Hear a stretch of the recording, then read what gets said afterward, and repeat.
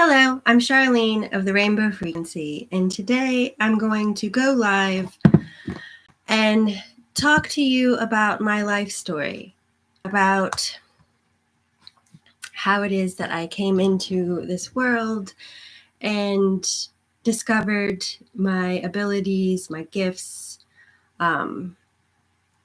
They were, for me, something that was innate and a coping skill that I luckily tuned into and utilized, but we'll get there.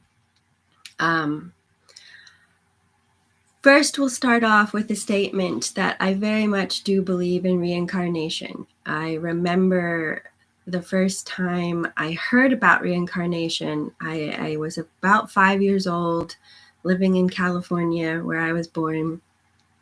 And it was something that somebody said on the radio, and I was like, well, what?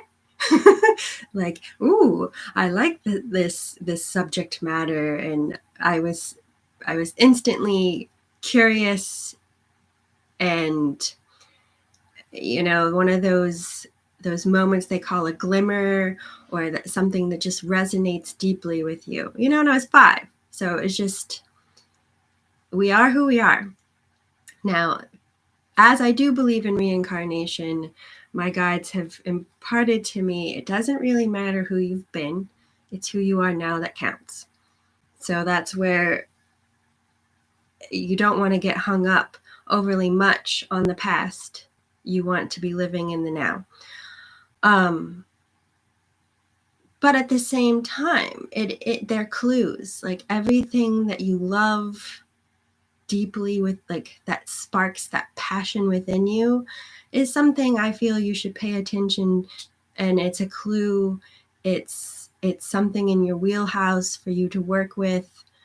You're meant to dig into yourself and get to know yourself so that you can best work with yourself in this life, right? So I very much believe that depending on what you're here to learn, what you've experienced in past lives, you port into this lifetime as the eternal soul that you are, coming into situations that will further this forward for you in your growth. Now, I myself jumped in to a family storyline that is not uncommon, right? There's millions upon millions of people who have this shared experience of families with ancestral scars that they still carry, mental illnesses or disorders, quote unquote, addictions. And so I came into a family where there was, and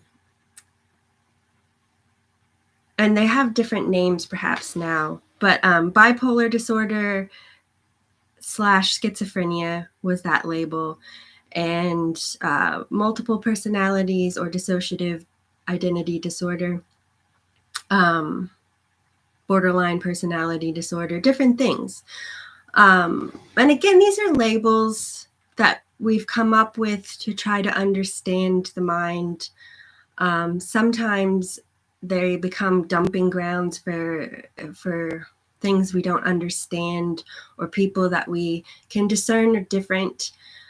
For example, schizophrenia, the spectrum. I mean, the world is a wide, multi-dimensional spectrum. We're all on it. There's no normal. Come on. Anyway, but I laugh and I joke, but that's part of how I'm designed, because I like to talk about heavy things, and you got to make it palatable, right? So that being said, I came into a family that was heavy, that was suffering, trying to keep themselves going and afloat and fit in Not uncommon. It's not uncommon. Now, luckily for me, I started writing when I was very young. Like as soon as I knew how to write, I was very passionate about writing, and I would keep journals. It got to the point where, I would make up stories as a little kid. But it got to a point where I realized writing in my journal, I was really funny and I was talking to myself. So it was just kind of like, that's kind of odd, like, I wasn't conscious at that point of journaling as a form of channeling, but it's what I was doing. I then was led by spirit, directed to start reading about mental illness at a young age. We're talking middle school. Like I started reading first about depression, Go Ask Alice. I read about Sylvia Plath. And then I started reading, and I didn't know about the diagnosis of my parents. I was trying to keep it anonymous, sorry. Anyway, I didn't know necessarily in middle school any of this stuff. It took a lifetime to understand it all, but I was led to read all I could about multiple personalities, about different people's struggle with their mental equilibrium. And then I was led at around 15 to start doing divination. And I grew up, we moved from California to the East Coast in a very Bible Belt town. My parents were very open-minded in some ways, but then very strict and old-fashioned in other ways. So when I started doing divination, they flipped their lid. It was not at all something that they found comfortable.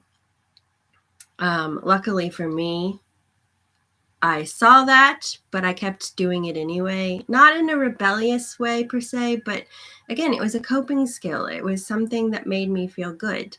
It helped me sort through what I was experiencing.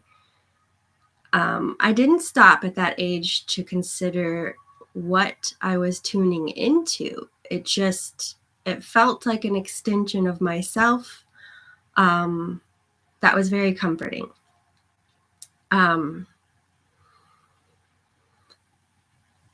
So then somewhere in middle school, I also, well, no, I'm getting too fast. Sorry. Now, again, I was in a family that was struggling. At one point, I was taken to the hospital to visit a family member, and they told me that they were having knee surgery, out of protection. Again, I really stress there's no villain in this story other than the fact that sometimes life can be a little hard or brutal, and it's part of what we're here to grow through, and we have to take what we can as far as wisdom and move through it as best we can. So, I was taken to the hospital at a very young age, probably before I was 6. And everyone had told me that person was in there for knee surgery. And I knew they'd had a mental breakdown. I knew that wasn't the case. And I was speaking with my grandmother, and I told her that I knew. And she asked, well, who told you? And I said, no one. I just knew. And I registered that freaked her out. She said, you know more than you should for someone your age. I remember those words, and I was very young. So again, parts of your life that you remember like they're yesterday, something to go back to and sit with from my perspective. Anyway, because again, a lot of us will, as a child, exhibit our gifts, our abilities, then we'll perceive that it makes the people around us uncomfortable because it's different, and then we'll shove it down or vilify it. It's very normal. It's very common. So then going forward, in middle school, I remember the first time, and this is sad. Don't do this if you're watching as a young person, but I started drinking in middle school. Again, I had a family history of alcohol abuse. So I started drinking, and then all of a sudden I was channeling other people's emotions, and I channeled that I was suicidal when it wasn't me. It was somebody else that I was close to. And that was a weird moment because I knew consciously I was not suicidal. But it sure did come out. And again, I didn't know that I could channel. I didn't know how empathetic or intuitively empathetic I was. I was just, I was a child. But it happened nonetheless, and it is something that has always stuck with me as something strange. So then, I move out. Then it comes to light after I ran away first. I was 18, but things got very tense. I wound up running away, not realizing that the underlying cause was that my mother was struggling with her identities and becoming very imbalanced. And so anyway, long story short, I ran away, then I came back home, finished high school, then I moved out. And then it came to light that my mother had dissociative identity disorder and other things. And I knew more about it than she did because I'd read all those books. So it was this funny, like, all right, well, this makes sense, because she had all these different allergies that would come and go. Like sometimes she'd be allergic to corn, sometimes she wouldn't. Sometimes this would happen if she ate this, and other times it wouldn't, which is a symptom of multiple personalities. Like, who can explain that? That is so odd that physiologically, going from personality to personality, that you would have different allergies. What? Anyway, so luckily I was able to help her understand some of it, and it wasn't such a shocker for me either.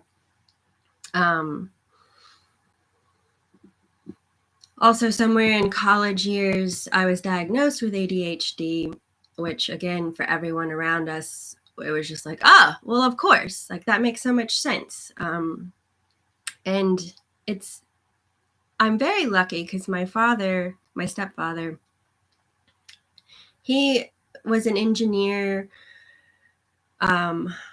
very scientific sort of mind. So he did all sorts of research into the diagnosis and how to look at it. And it was very supportive in the fact of, like, your brain is just different.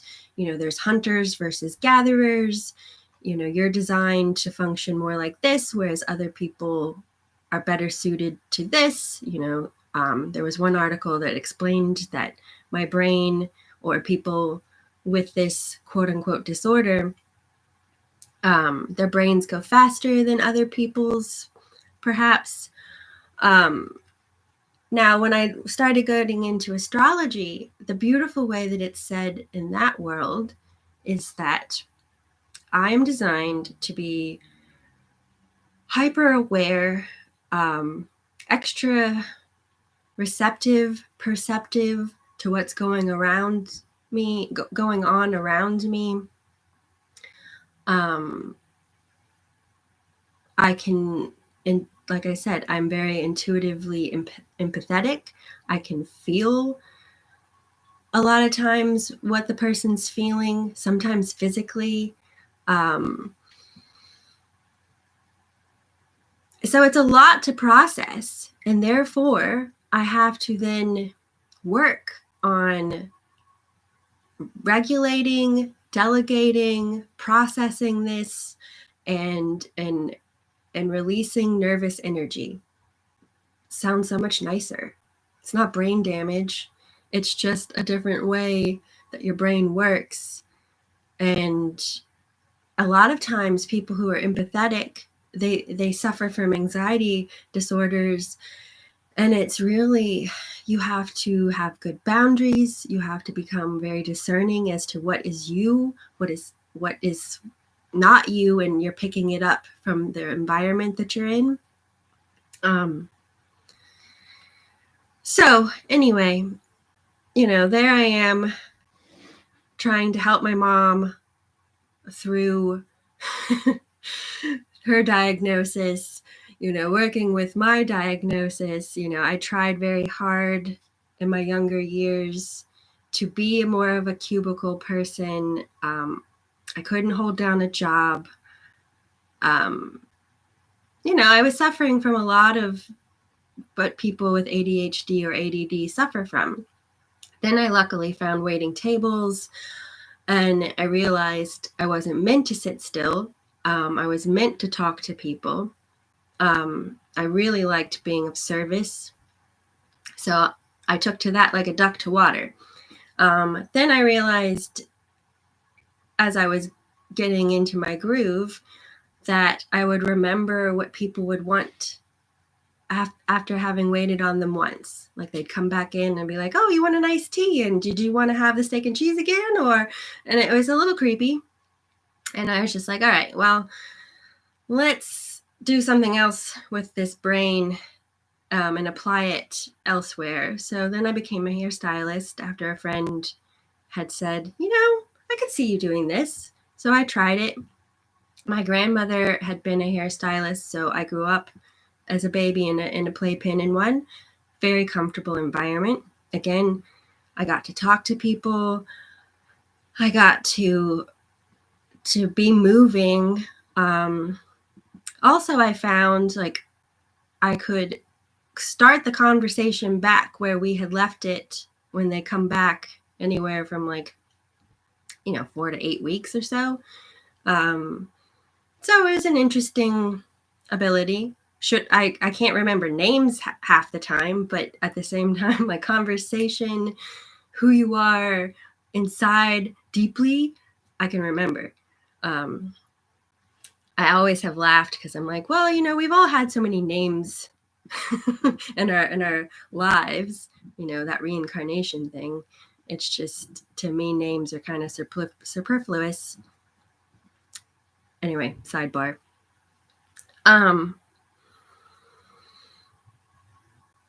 will say channeling and just spilling all of this out as I have been prompted to do, it is a flying by the seat of your pants way of communicating.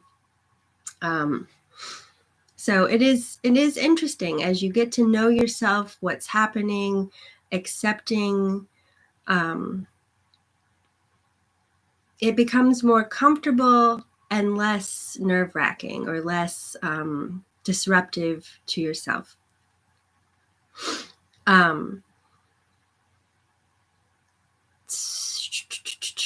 College, learning. Okay, so then as a hairstylist, it was really behind the chair that I started perceiving more of my talents. I would know when somebody was going to cancel. I would just know.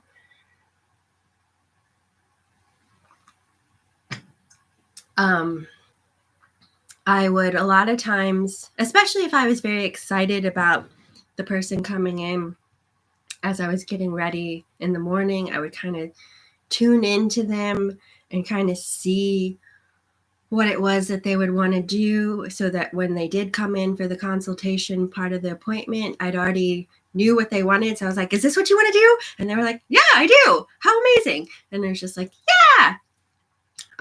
Not knowing at the time that you can communicate kind of soul to soul with a person. And it's a beautiful thing to be able to connect with people on that level. You know, if you need to have a hard conversation with somebody that in life you can't do, talk soul to soul to them. I try it. I double dog dare you. Then behind the chair, I recognized that sometimes I'd be talking to them and I could feel the people involved in the conversation that they were having with me. Like if they were having a conflict, I could feel the other party and help them see the perspective of what was going on. Sometimes I'd be talking to my client. I would just know some random thing that I was like, okay, I'm smart, but I'm not that smart. And I know nothing about that topic. Like previously, I knew nothing about that. But for whatever reason, connecting with you and that being something that is information for you to know, it would just come out. And I'd be like, whoa, all right. How bizarre. But I recognized it. And luckily, my whole life, I have been drawn to astrology, crystals, trees. In college, I discovered numerology. My whole life, I've been made fun of for being interested in astrology. I luckily was forced to spend a lot of time outside in the woods, which again, that was the best thing for me in coping skills for the environment that I was in. And, you know, and interestingly, and I'm not trying to goad the universe into proving me wrong, but I've never gotten hurt in the woods. I've spent hours upon hours hiking and going here, there, and everywhere. I've never had poison ivy, never, knock on wood, have I had a bad experience. It's like my safe place. Anyway, so that is something where I highly suggest, like, put yourselves out in nature, spend time in the sun in a healthy way. There are lots of people where spend time out under the starlight. It's very restorative. You know, they sell these mats or things that emit terahertz. Put your feet on the earth if you can. I'm just saying, put your little feet out on the earth. Do it. Anyway, then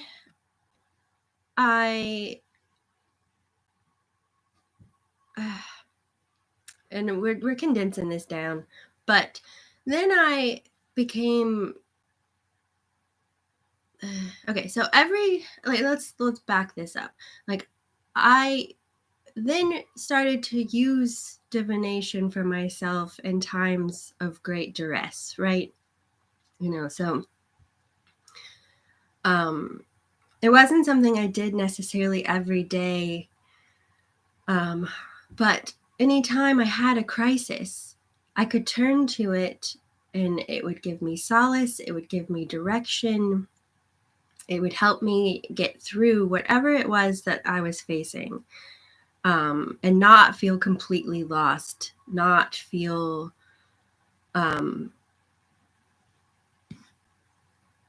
that I couldn't cope. So I got married, I had a child. There were lots of times in my life where I would have what we call red flags. I would have my intuitive signals and I would disregard them. And it would bite me in the butt every time. right? Like we've experienced that. That is a universal thing where we've seen the red flag, we felt it, we knew better, but we did it anyway, and then we rued the consequences. But we grew from it, ideally. So, that's where I'm here to say, like, I'm here to try to share my story so that people will recognize that we're divinely made. You have your own set of navigational tools, gifts, and skills that by harnessing them, being aware of what's going on with you, then you can best apply yourself. And ideally, not wait till you're 40 or thereabouts to get there. Anyway, so then I was in a situation where I knew previously, like I had my signals that perhaps I shouldn't go down the path of getting married, but I did it anyway. But I got out of it a child that I absolutely am super grateful for, and relationships therein that I'm deeply grateful for. And I didn't even really want a child up until that point. So it was just this like interesting moment where I knew I had to do it. Damn the consequences, and I was going to suffer perhaps, and I did. But in that, I also was led to discover Reiki. I started getting Reiki, and it opened me up, along with acupuncture and yoga, around the time I was about 26. So prior to getting married, I started doing yoga, and it was the first time where I felt energy move through my body. Then acupuncture, because these are all similar forms of energy work, just different methodologies. Getting acupuncture, very, very amazing experience. When I was pregnant, I felt my energy rotating around my son's, and it felt like the drunk spins, or perhaps like being a rotisserie chicken. It was very odd, but I was conscious of it. I would see colors while getting Reiki, but it was like I felt the color more than it was a visual, but it was more physical than just a visual experience, which is one sort of sign of being an empath. But again, we're a composition. So, I was becoming aware that I was clairvoyant, that I was claircognizant, that I was clairsentient, that I was clairaudient. So clear seeing, clear knowing, clear feeling, clear hearing. I knew when I was going through my divorce that the best thing for myself was to throw myself into getting Reiki, acupuncture, and eventually I would have to go to a sweat lodge, which I did. It wasn't how people around me would do it, but that's how I knew I had to do it. Then it was after getting Reiki for a long time, which Reiki is a Japanese word which translates to being able to tap into the universal energy that's available to heal. So getting Reiki, towards the end of seeing this one practitioner, I felt good. I was very thankful for the fact that she'd helped me. I could tell that she was going through it at that time, so I just kind of wished, as we were there and she was touching me, that I could give it back to her instead. And then it happened. And we were both like, whoa, what? And then I realized again, like, I recognized that being around different people as a hairstylist, some people felt like sugar. Like all of a sudden I'd be like, talking, super chipper, bouncy. Other people, energy would drop. I'd be very calm. I would try to not be such a little excitable puppy. It felt very interesting, and I was a little self-conscious as a hairstylist in a salon that my coworkers would notice how like whoosh, I would be depending on who was in my chair. But again, it made me recognize how empathetic I was, how much I could feel them, how then it was my responsibility to have boundaries and then to be more aware of what I was doing and do it with intention. So then I started studying Reiki.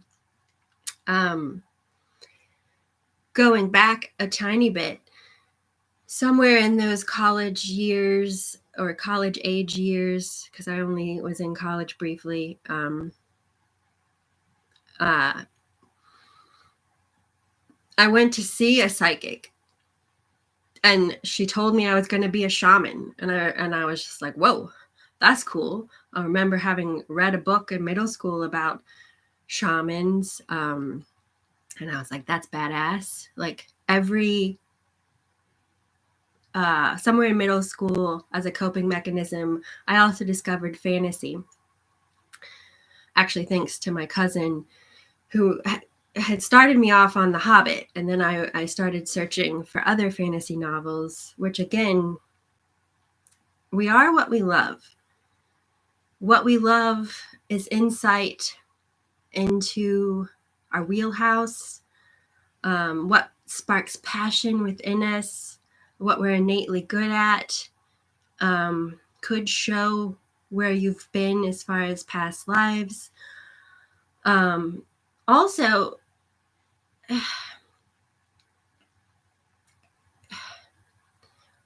science has shown us that we carry the memories of our ancestors in our blood. So much like birds that know how to build a nest or do things that they hadn't learned in this lifetime, it's just an innate part of them. We too have this. We can access information within us should we allow ourselves to, or permit that it's there. That being said, that was a part of my spiritual journey, was the fact that because of the conflict, the trauma in my family, when I learned about this information about our blood, my first response was to recoil in horror because I didn't want it. I didn't want their sadness. I didn't want their conflict. I didn't want to attach to it. Also, growing up, I'd been told I was mostly German, Spanish, some Native American, indigenous people. And from learning about the Spanish history, I personally didn't identify or I didn't really like that attachment. It made me sad to think of the conquistadors and all of that. Whereas my grandmother, we were in California, my grandmother was racist against Mexicans. Fast forward, after somewhere in my adult life, after having my son, well, I've always had stomach issues and I've always struggled with that. But as I became older, it became more pronounced. I've learned since, like, you add in alcohol between the hormones, hormone fluctuations, the weather, and then you add in alcohol, I'll throw up profusely for hours. So after a long experience of throwing up profusely, trying to eliminate things from my diet, trying to understand why it was that I would get so sick, I looked into my blood. I did a DNA testing to see if I was celiac. That was the main impetus. But when I looked into my blood, I was shocked. Like, yeah, I was mostly German. Sure enough, the Native American, but in two different ways, showed up. English, which I'd always had a huge fondness of the United Kingdom. As a young child, I was able to go to Germany, England, Switzerland, and France, and I felt deep resonance with Germany and with England, not necessarily at an age where that would be something I would be cognizant of. I just felt it. So when I found out later that I had English and Irish and Scottish, and I don't know if Welsh, but I wish it were, I was like, that's funny. That's amazing. I love that. But then I found, looking into my bloodline, like my mother has all the way back to Mesopotamia and Egypt and all sorts of Egyptian lines that I didn't know about. So it was just this fascinating, like all the things, like in high school, or I guess middle school, maybe somewhere between high school, I started becoming very obsessed with Egyptian mythology, religion, putting candle soot on my eyes. I'd always felt more of a bond with Native American or indigenous peoples. In the stories I read, Mexicans, I felt more yin to them than the Spanish. Come to find out, we had Mexican ancestry, and that mixed with the indigenous people. And I was just like, oh my God, my grandma must have gotten to the spiritual plane and been like, what? But then how could she? Because it was, I believe, her great grandmother. So it's just this like interesting seeing in my tree how people would pick and choose what they wanted to identify, shove something down or ignore, or that wasn't deemed culturally as acceptable as, say, the Spanish. So we're going to identify with that. You see the conflict. You see that if you don't know where you've come from and what's within you, you're doing yourself a disservice not being able to connect fully with yourself and your parts and pieces. And that's where, like, sure, you could look at my DNA and think that, oh, well, because of the percentages, and that's not as high as that you can't identify as much with that part of yourself than another, where I'm like, that seems so silly to me. Like every single person in my ancestry that has gotten me to where I am today, all four, I forget, there's some crazy number, like 400,000, or there's a lot of people that brought you here today. So it's just like, I value every single one of them equally. And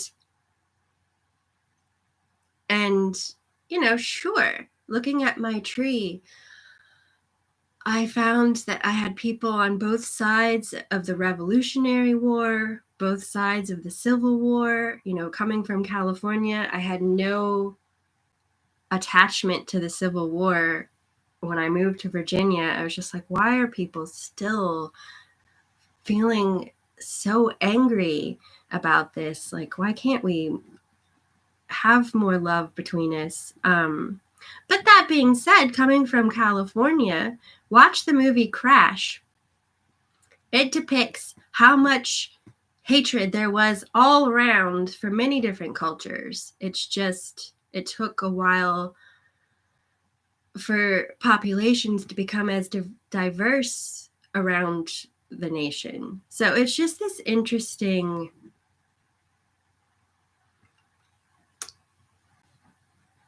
it's interesting to me. Like my entire life, I've really disliked learning about war.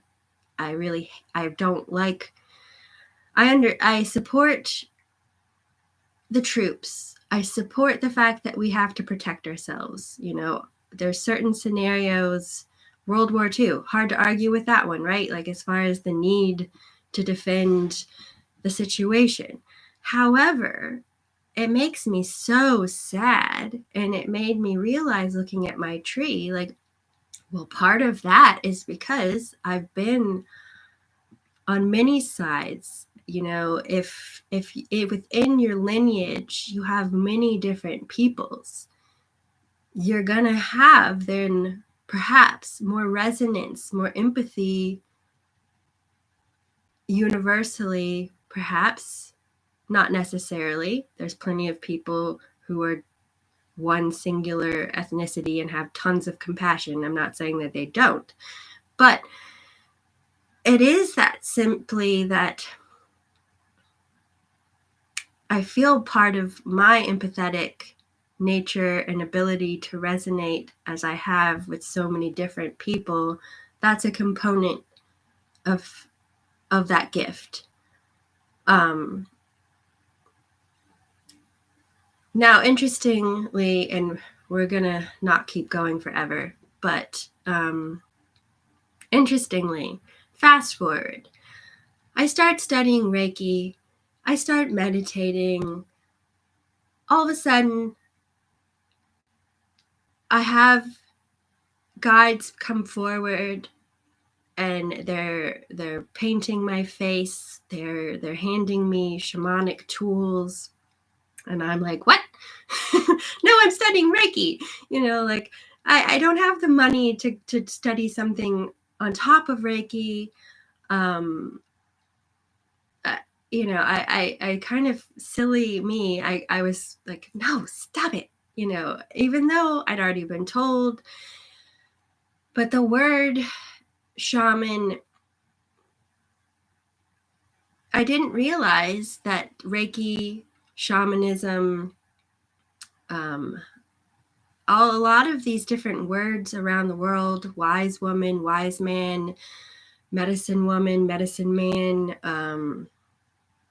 I mean, at this point, we'll say medicine person, wise person. But, you know, these all were synonymous to each other. Like energy healing is something that has been around since the dawn of time. Before that, probably even. But it's all around us. It can be done in so many different ways. So it's not something that's just in one methodology or in one culture whatsoever. They can, like I've studied that it can date all the way back to being mentioned in Sanskrit. You know, the Hindu culture or the Hindu religion. Many different peoples have been working with this.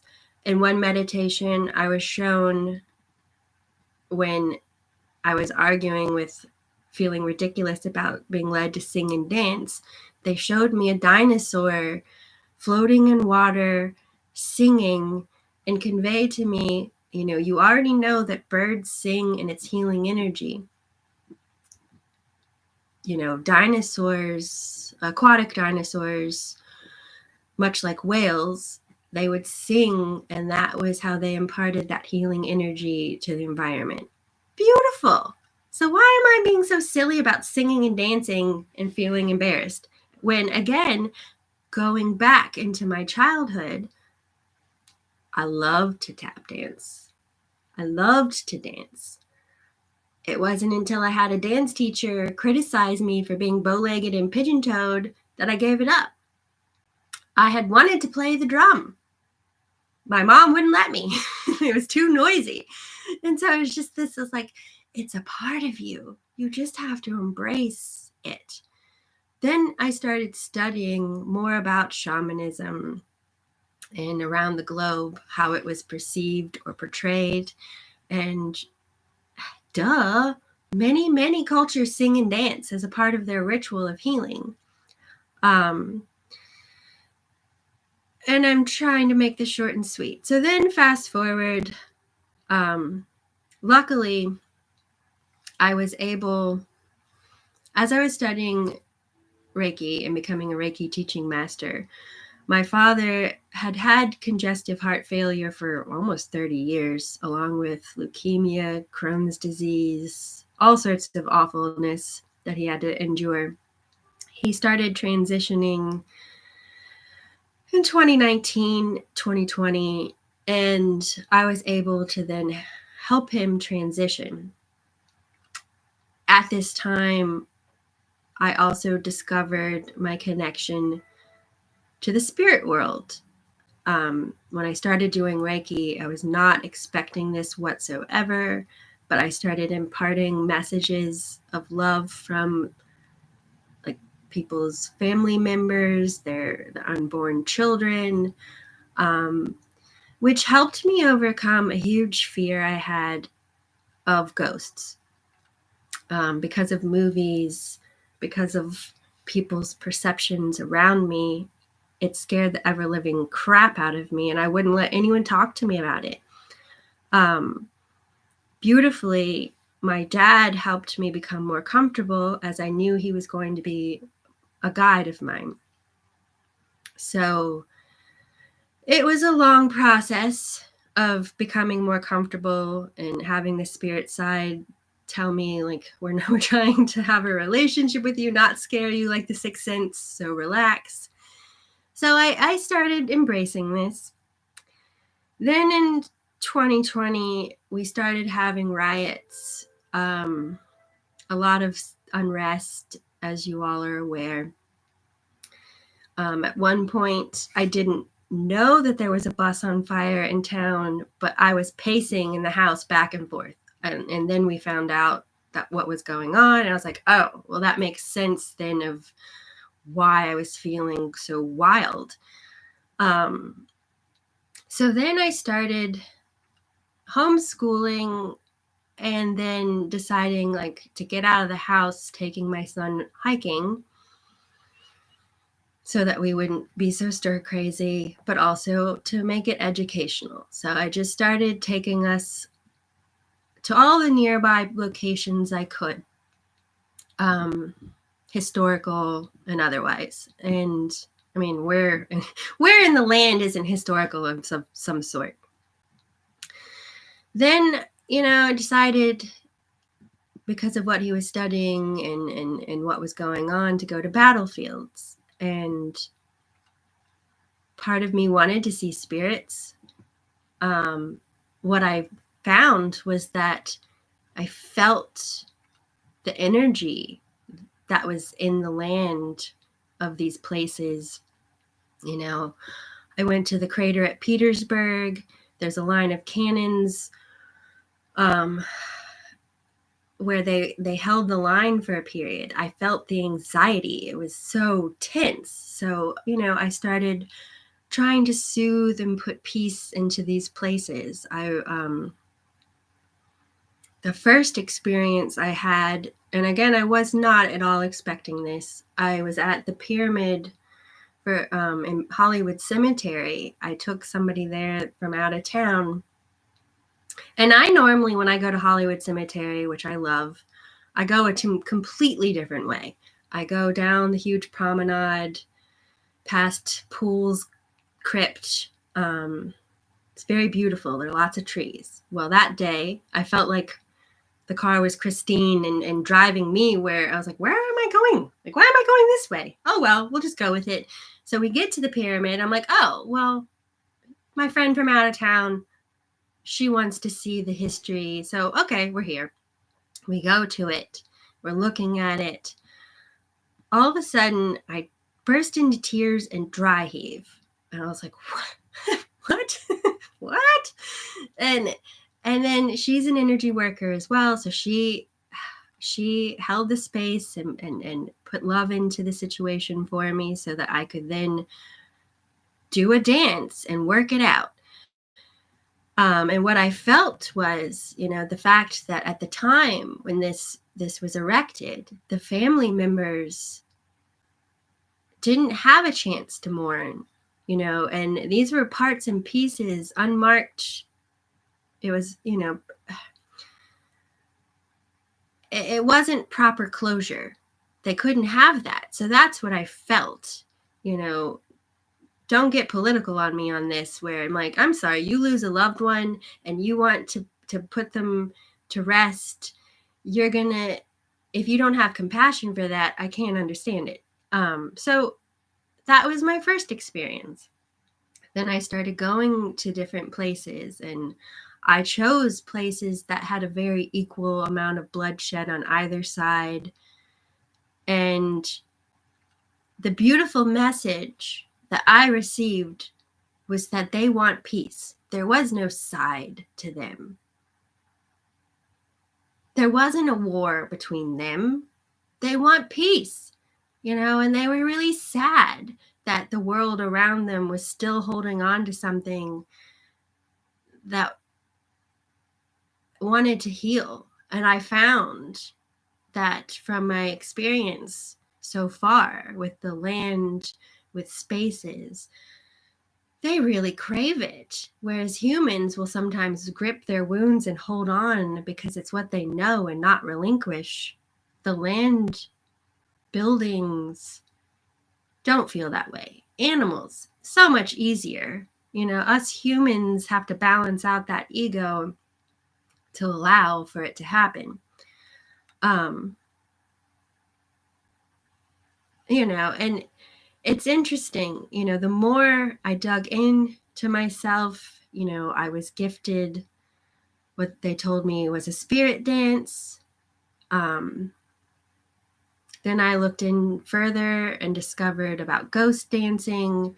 And it's this form of energy healing that's meant to promote love, harmony, peace, and healing energy to the land and its inhabitants.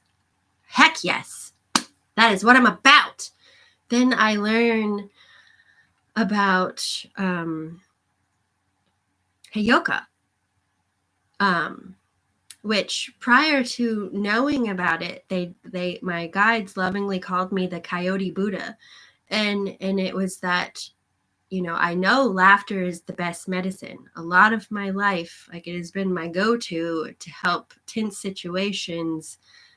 And even in my work now, like, I have a propensity to make people cry as part of their breakthrough, but we also laugh in it as well, that counterbalance.